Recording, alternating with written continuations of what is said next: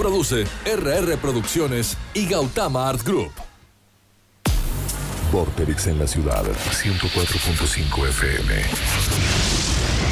En el mundo, vorterixmardelplata.com.ar. vorterixmardelplata.com.ar. En tu aplicación, Vorterix MDQ. En todas partes, Vorterix. 8 a.m. Marcelo Rojas, Diego Gutiérrez, Melissa Centurión comienzan el viaje de 2 horas por el globo terráqueo. Hacen check-in y te llevan al Mundial de Noticias. Vas a llegar a la final sabiendo todo lo que pasa en la Tierra. Hasta las 10 a.m. Esto es Vuelta por el Universo por Vorterix Mar del Plata.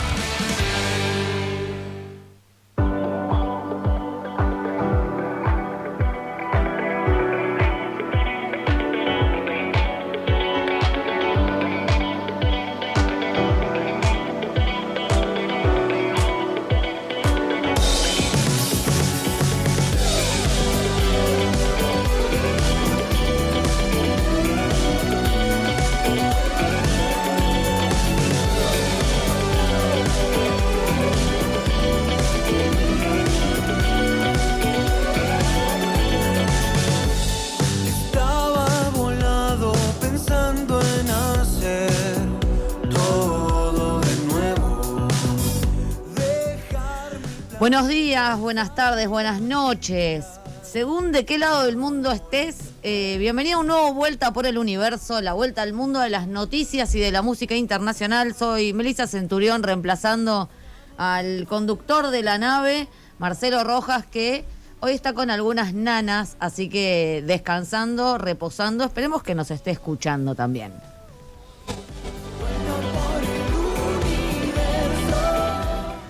Buenos días, Diego Gutiérrez, buenos días, Ezequiel Martel, buenos días a toda la audiencia. Un día que inicia muy lluvioso en Mar del Plata.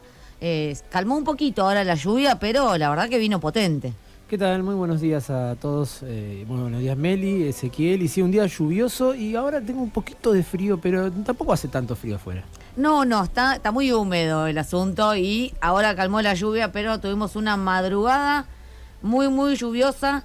Pero bueno, parte también del clima, subió un poco la temperatura, ayer, empezó a llover. ¿Qué tuvimos? ¿20 grados ayer? Sí, una primaverita increíble, extraña. impresionante. Salí tan abrigado, no sé dónde poner las camperas. La verdad, ya no sabemos cómo vestirnos. No.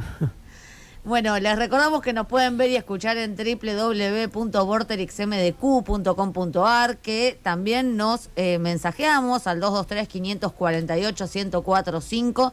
Y también tienen la aplicación Vorterix MDQ para vernos y escucharnos. Por supuesto, también Vuelta por el Universo, como se ven las pantallas atrás mío, tiene cuenta de Instagram Vorterix MDQ. No, Vuelta por el Universo MDQ. Y también nos encuentran en YouTube, donde cargamos allí las entrevistas de la semana, si se lo perdieron, si quieren volver a ver alguna de las entrevistas que tuvimos. La verdad, una semana muy intensa en todo lo que hace a lo internacional y muy intensa en términos electorales, ¿no? El calendario electoral sigue dando que hablar. Tenemos un año muy cargado de elecciones y todavía las elecciones que van a haber este fin de semana, las elecciones de la Unión Europea, por ejemplo. Exactamente, ya terminaron algunas elecciones, así que vamos a estar analizando eso y otras cosas más que están pasando en el mundo. Y como siempre, empezamos presentando con la música de siempre, la música de Coldplay, los títulos de tapa de la semana.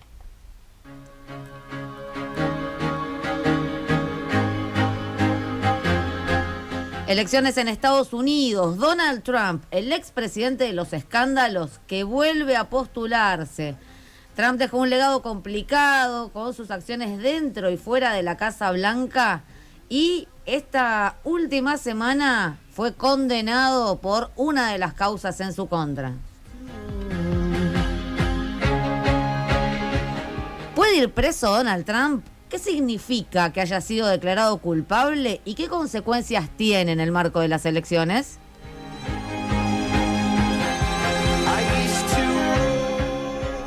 Elecciones en México, un triunfo amplio de Claudia Sheinbaum que ganó con una amplia ventaja entre el 58 y el 60% de los votos.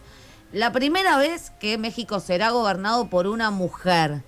¿Qué desafíos le esperan a Claudia Sheinbaum?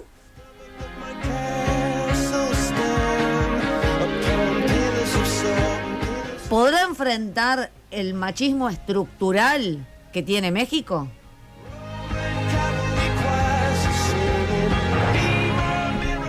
¿Cómo enfrentará la violencia y el narcotráfico que siguen asolando al país?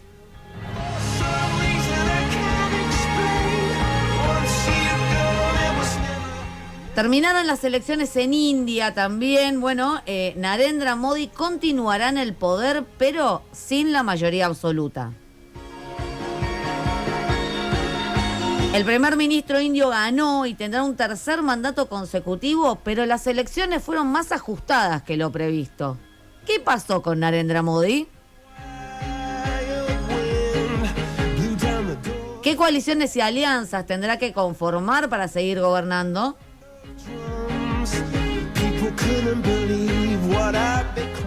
Y finalmente, lo decía Diego, se están desarrollando las elecciones parlamentarias europeas. Tercera jornada comenzó en el día de la fecha por Eslovaquia. Unas elecciones importantes porque, bueno, los representantes, en realidad los pueblos de la Unión Europea eligen a sus representantes ante el Parlamento de la Unión. El gran día de estos comicios será mañana, la última jornada, cuando se votará en la mayoría de los países del bloque, incluyendo a España, Francia y Alemania. ¿Crecerá la ultraderecha en Europa? ¿Habrá más representación de los partidos anti-Unión Europea? Bueno, de todo esto y mucho más estaremos hablando en el Vuelta por el Universo de hoy. Porque, bueno, decíamos unas elecciones, un calendario electoral abultado. Quizás una de las grandes noticias que tuvo el fin de semana pasado y la semana fue el resultado electoral en México, con el importante triunfo de Claudia Sheinbaum, que por un lado genera la continuidad de Morena en el gobierno en México y por el otro lado la ruptura de una mujer llegando por primera vez en la historia a la presidencia de este país.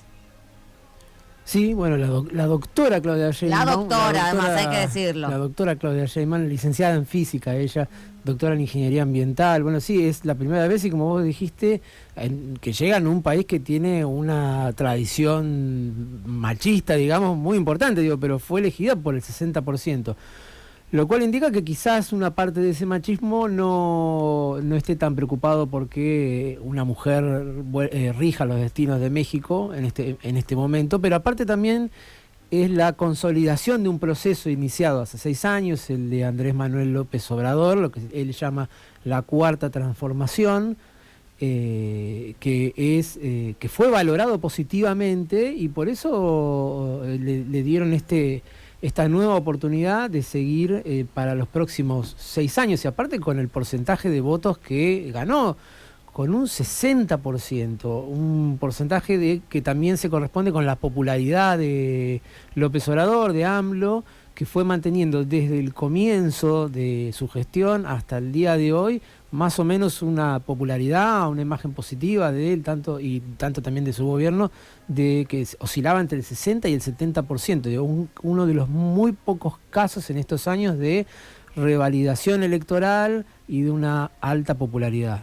Y una revalidación electoral que también es un apoyo a un gobierno de izquierda, esto hay que decirlo, en un país en el cual este gobierno, esta formación política llega por primera vez al gobierno con Andrés Manuel López Obrador.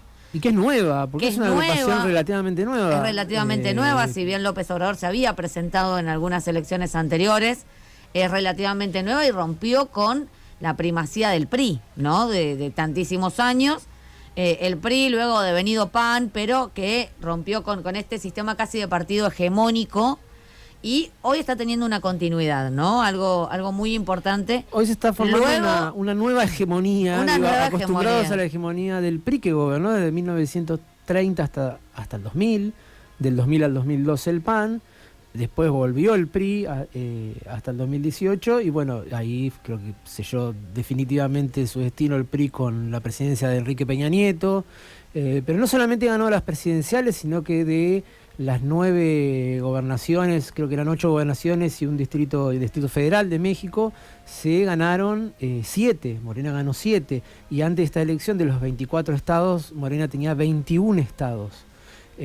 Forzó tanto al PRI como al PAN a ir en una alianza presidencial. El PRI no puso candidata, la candidata que sale segunda, que era Xochitl Gálvez, es una candidata más que nada del PAN, pero aparte de esta alianza del PRI y el PAN, se unió el PRD, que es el Partido de la Revolución Democrática, que es un partido fundado por López Obrador, también casualmente, en una escisión, en una salida del PRI de él mismo junto con el hijo del famoso Lázaro Cárdenas, sí, el Perón mexicano, Cuauhtémoc Cárdenas, que fue candidato a presidente también. Digo, ellos fundaron el Partido de la Revolución Democrática y que, bueno, López Obrador termina yéndose y hoy termina aliado tanto al PRI como al PAN, a lo más conservador, liberal, por ahí liberal en términos solo con el objetivo de sacarlo a López Obrador, ¿no? Exactamente.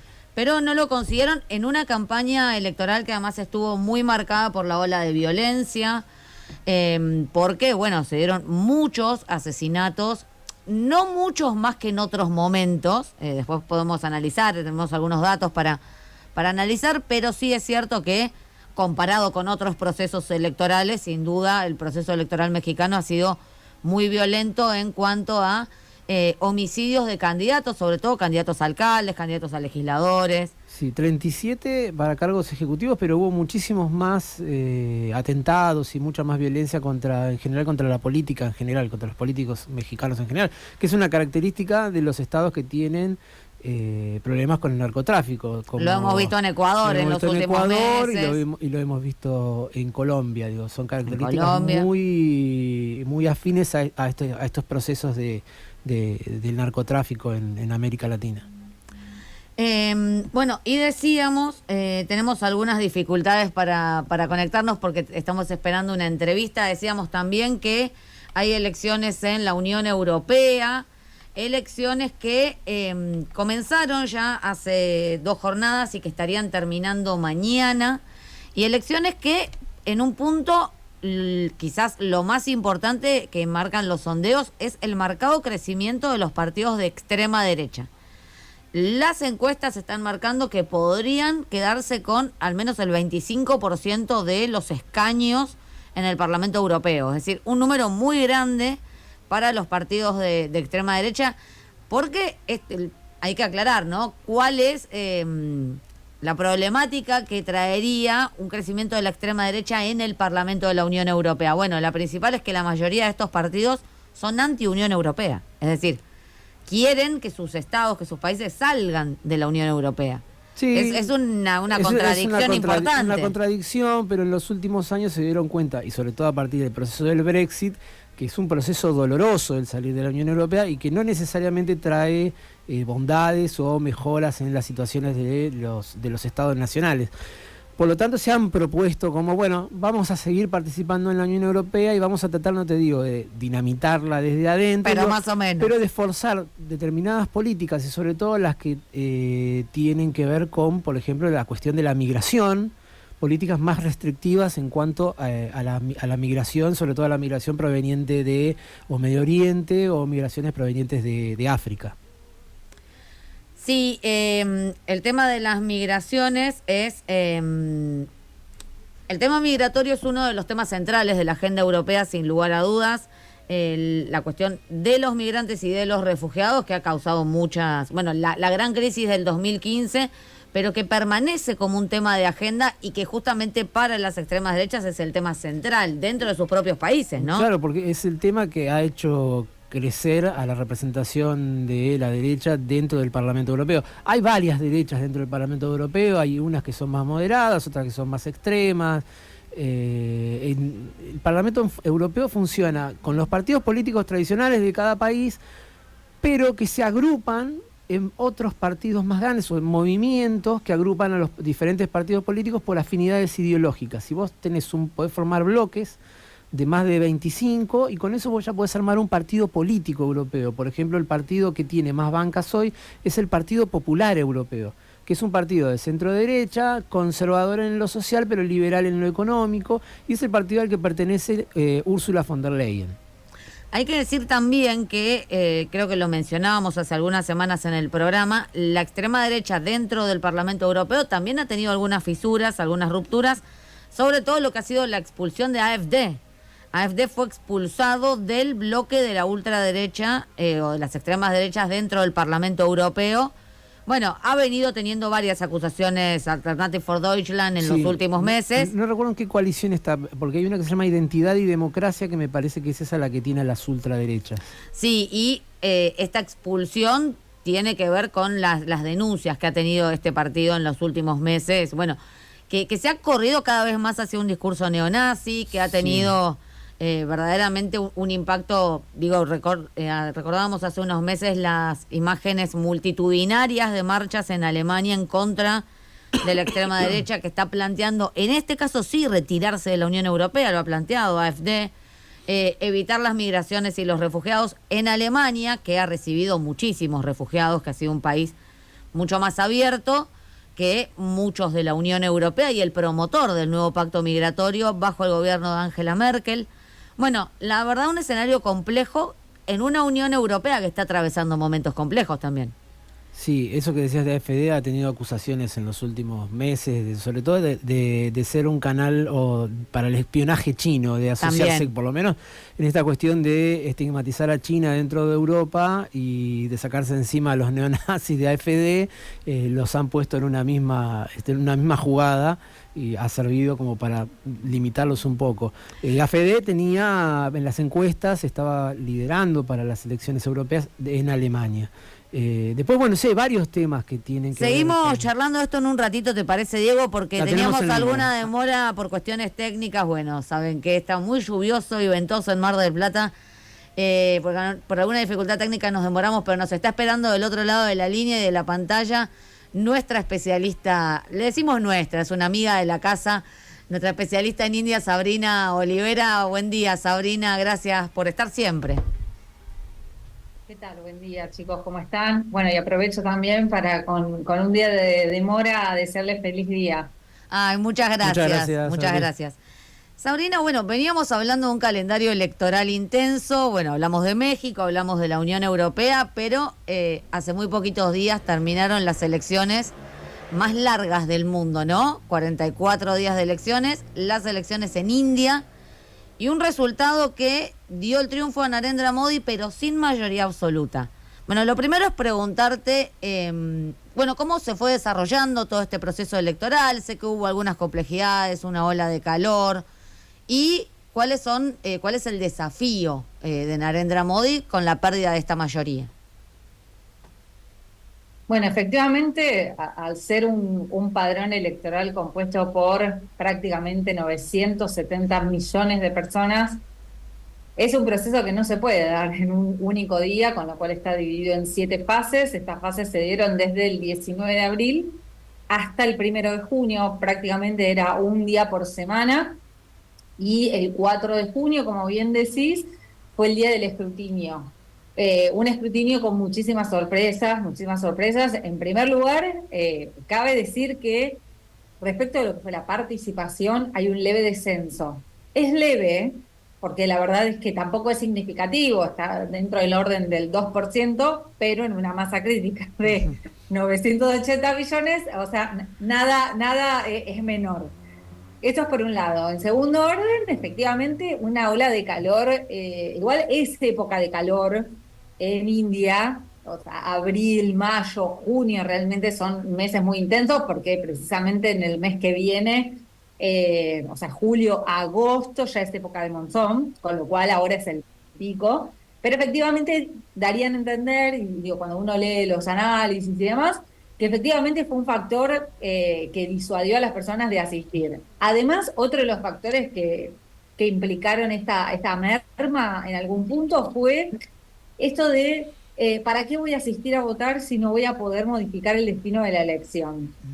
Y eso en realidad impactaba a las dos. Vamos a hablar en términos de alianzas, porque la verdad es que se polarizó la elección y había dos alianzas. Por un lado, la Alianza Nacional Democrática, que es la alianza que confluye al Bharatiya Janata Party, que es el partido del oficialista, o sea, el partido al cual pertenece Modi, más otros partidos, y por el otro lado está la famosa Alianza India, que engloberaba a todos, te diría que más de 20, entre 20 y 30 partidos políticos de la oposición.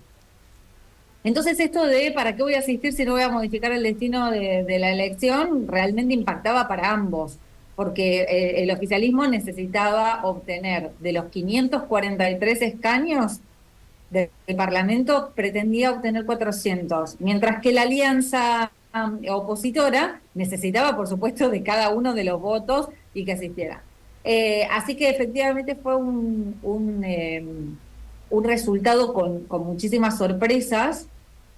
Entiendo que Modi ha empezado, si bien tiene muchísimo apoyo, porque al principio uno dice, bueno, o sea, quería obtener 400 escaños y no llegó ni a 300, y la alianza opositora acortó muchísimo la brecha, entonces uno dice, bueno, efectivamente Modi perdió mucho apoyo. No sé si es que Modi perdió mucho apoyo, a lo que voy es, van a tener que repensar las estrategias, porque ciertas cuestiones como, por ejemplo, profundizar mucho en lo que es este conflicto interno con los musulmanes.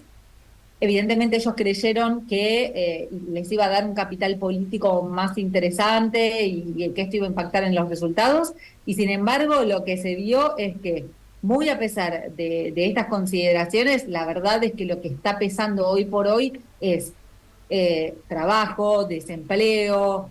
La oposición india marcó mucho el tema de la justicia social, entonces me parece que, bueno, ya no nos tenemos que quedar solo con lo discursivo, sino que ahora tenemos que generar efectos concretos, y me parece que ahí Modi en estos 5 años le espera eso, ¿no?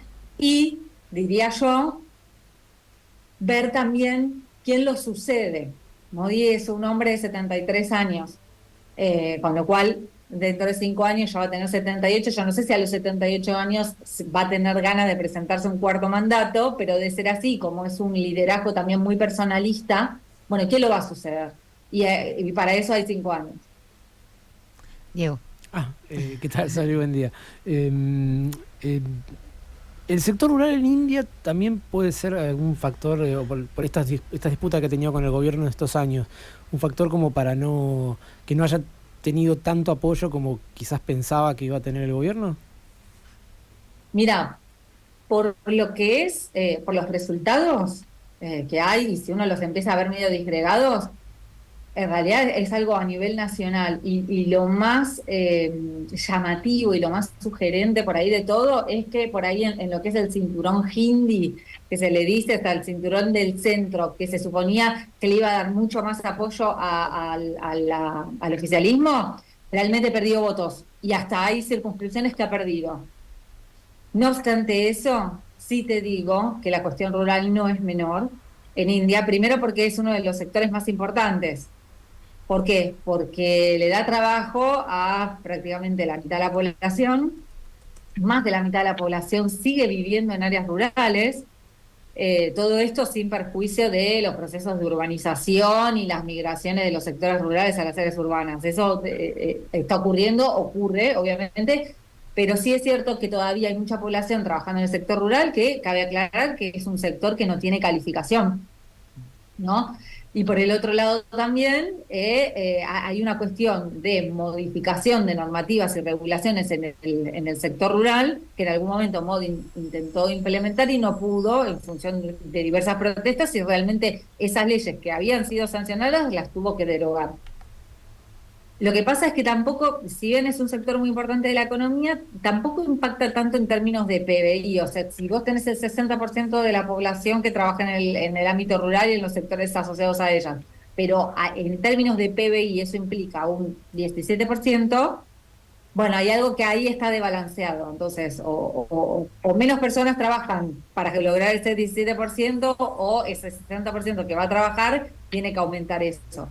Y ahí hay un gran problema en el sector rural, porque realmente hay que generar esta modificación en esa dinámica, que no es fácil tampoco, porque es muchísima gente que no tiene otra calificación, o sea, no es que lo sacás del campo y puede ir a trabajar a una oficina. Entonces, en términos educativos también eso es un gran desafío. Y ese es un desafío que por supuesto le toca a Modi porque es el actual primer ministro, pero es un desafío que se viene dando hace muchísimos años. Sí, sí, una cuestión estructural. Sabrina, te Claro. pregunto por, bueno, el escenario internacional para India, ¿no?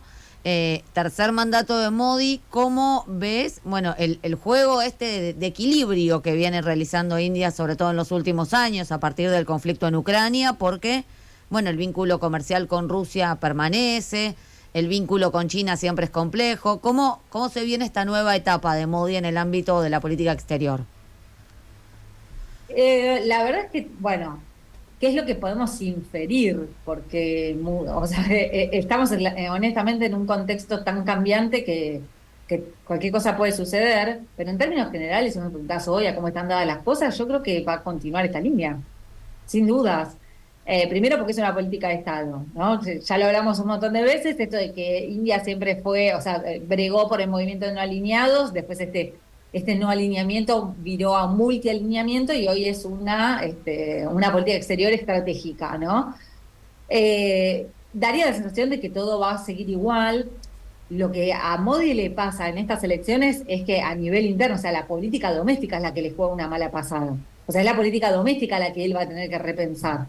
Ahora, él es un líder que, o sea, de puertas hacia afuera, en el contexto internacional, viajó como nadie, India elevó el perfil, está presente en todos los organismos internacionales o en los foros, está sentada en las discusiones, tenés una pandemia y ellos mandan vacunas.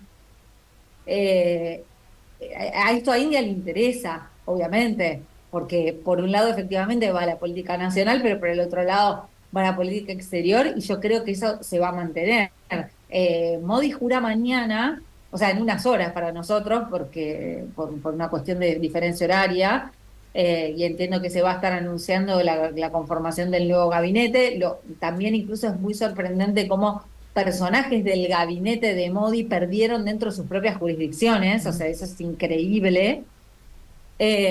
Pero puntualmente en política exterior, yo creo que el canciller actual va a permanecer. Sería muy raro que cambien. Y con este resultado, ¿cómo queda la oposición? Digo, ¿tiene un resultado por ahí mejor de lo que esperaban? ¿Y cómo se va a relacionar con el gobierno a partir de ahora? Y mirá, interesantísimo ver eso, porque en varios lados, ¿no? Uno lee y es como, bueno, la verdad que la Alianza India, si bien sufrió una derrota, tiene gusto a triunfo, porque todos juntos obtuvieron alrededor de 260, vamos a redondear 260 porque en algunos lados más o menos, ¿no? Pero 260 escaños. La alianza del oficialismo obtuvo 30 más de eso, o sea, 293. 260 escaños es muchísimo.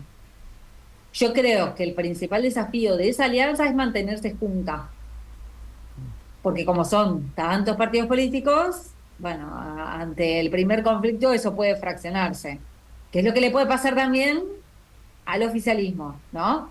Porque el oficialismo lo que quería eran los 400 escaños para no tener que depender de ninguna alianza para implementar la política pública que decía. Acá no va a necesitar precisamente de los partidos políticos aliados. Entonces, a la alianza opositora le pasa exactamente lo mismo. Digo, si va a querer hacer frente, se va a tener que mantener unida. Eso por un lado. Por el otro lado también es encontrar un liderazgo, porque si bien Rahul Gandhi, ¿no? Como bueno, el heredero de toda esta dinastía de los Gandhi, aparece como una de las figuras más prominentes, lo cierto es que cuando estaban en campaña, la Alianza Nacional Democrática, o sea, la de Modi, estaba clarísimo que Modi iba a ser el primer ministro en el caso de que resultaran electos en mayoría. Ahora, de la oposición no se sabía. No sabía quién iba a ser el primer ministro. O sea, si ganaba la oposición, ¿quién era el primer ministro? Rahul Gandhi, bueno, no se sabía. Entonces, creo que ahí tiene varias cuestiones, ¿no? Mantenerse y ver qué pasa. Y hay que ver también, ¿no? Cómo operan en cuanto a una oposición fuerte. Porque una cosa es que vos seas una oposición y te opongas permanentemente a cualquier medida, no teniendo los números, y ahora estás bastante cerca.